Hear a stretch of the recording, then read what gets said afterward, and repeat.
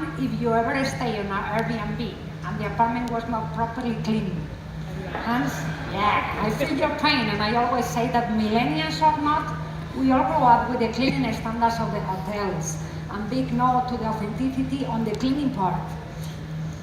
Looking at the growth of the short-term rentals that in less than 10 years went from 50 billion to 146, it seems like an easy money machine, right? But the truth at the bottom of the iceberg that nobody sees is that keeping the apartment guests ready is hard. It's definitely not sexy. And it's very time and energy consuming because actually there are not many tools in the market to coordinate cleaners all around the city between the checkout and check-in. Plus, for those who have their in-house cleaning teams, job regulations, Jesus, are getting super complex. But there is a better way of doing it, because now, anytime you book your apartment, we convert your checkout into a cleaning and linen service to secure a top-notch guest-ready apartment for the next person. Doinn selects and onboards the best cleaning providers of your city, the same that are doing the cleaning for the hotel.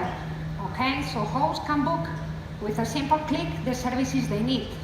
Or even better, they can actually synchronize the reservation calendars and leave all the operational part on autopilot, and even if managing one apartment or hundreds of them. For the service providers, we give them software so they can actually optimize the workflows. The cleaners have an app, and there is no space for mistakes because all the information is right here. So far, we have integrated with the main softwares of the industry, including Booking.com, and we use them as a sales channel. Our goal is to get the users of the other platforms having the benefits of using our services.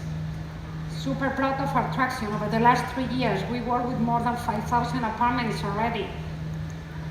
Even prouder because the major players of the industry book the cleaning services through us in the 4 countries and 92 cities. It wouldn't happen without the team of Doinners, and lately with the push of Google for a startup residency program.